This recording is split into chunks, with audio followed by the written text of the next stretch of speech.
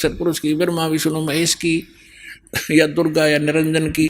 तो ये तो ऐसी साधना है जैसे कोई किसान ऊंचे स्थान पर, थली पर, पहले वर्षा पर आधारित थे सभी मानव समाज, और उस समय गरीबदास जी ने भी किसान थे। गरीबदास जी जाट ग्रुप में, जाट जाति से थे, और अपने वहाँ के साथी जो किसान थे उनको भी समझाना था। इसलिए बता रहे हैं कि जो मैं भक्ति बता रहा हूँ जिस भगवान की, उसकी साधना ना करके आप अन्य जो साधना कर रहे हो ऐसी है जैसे ऊंची थलियों पर, ऊंचे स्थानों पर बीज बो दिया, खेती कर ली, और जब थोड़ी बहुत वर्षा हुई तो वो उस थलियों का पानी एक समतल स्थल पर, डहर बोलते थे उसको, डहर, वहाँ आकर इकट्ठा हो जाता था, और उस स्थान को, डहर के अंदर पानी वर्षा भी और आसपास के ऊंचे क्षेत्र का उसी में आ जाता था।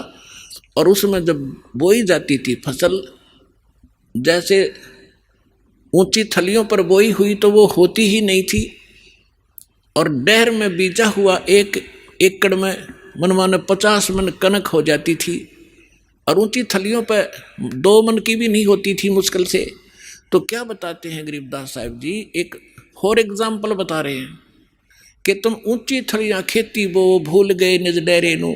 इस परम पिता परमात्मा सतपुरुष कबीर साहब की भक्ति ना करके आप अन्य देवी देवताओं की भक्ति करके ऐसी लाभ उठा रहे हो जैसे ऊंची थली पर खेती करने वाले किसान को कोई लाभ नहीं होता। और जो डहर में बीज बोता है, प्रयत्न दोनों एक जैसा ही करते हैं, तो उस डहर वाली यानी उपजाऊ जमीन में और समतल जमीन में घना लाभ होता है। तो ये समझाना चाहते हैं कि जो साधना हम बताते हैं वो तो डहर समझो।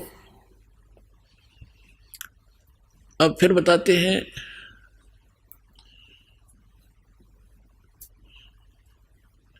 गोता मारूं स्वर्ग में जा बैठूं पाताले, गरीबदास ढूंढता फेरूं अपने हीरे मोती लाल।